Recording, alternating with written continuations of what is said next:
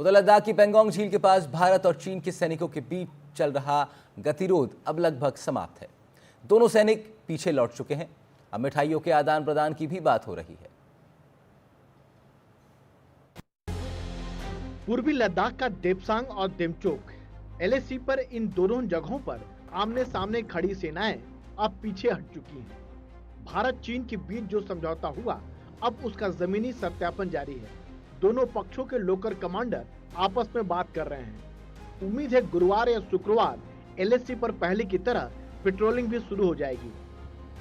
The two leaders have reached many important understandings that will be the guidelines for the further development of our relations of our two countries.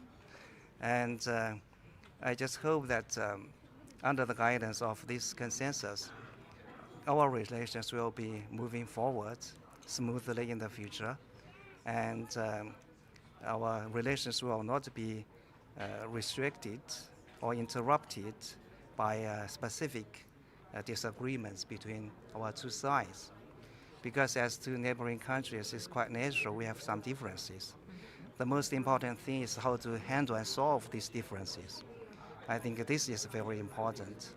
Now the two leaders, their meetings have set a very good example for us how to handle these differences. I'm also looking forward to direct flights so that I can fly back to Beijing directly. पूर्वी लद्दाख में करीब 4.5 साल से वास्तविक नियंत्रण रेखा पर भारत और चीन की सेनाओं में जो गतिरोध बना हुआ था, वह अब खत्म होने की कगार पर है। इससे पहले गलवान, हॉट स्प्रिंग, गोगरा और पेंगोंग लेक पर दोनों देश की सेनाएं पीछे हट गई हैं। हालांकि अब डी एस्केलेशन को लेकर बात बाकी है, यानी सेनाएं और पीछे हटेंगी। अंत में डी इंडक्शन होगा, यानी दोनों सेनाएं अप्रैल 2020 की स्थिति से पहले चली जाएंगी। दोनों देशों के लिए बहुत ही एक प्रकार से अच्छी प्रोग्रेस है, जिससे रिलेशनशिप में बहुत ज़्यादा बढ़ोतरी आएगी। जो अभी कार्रवाई हुई है उसमें बेसिकली डिसएंगेजमेंट हुआ है, जिससे दोनों फौज पीछे चली गई हैं।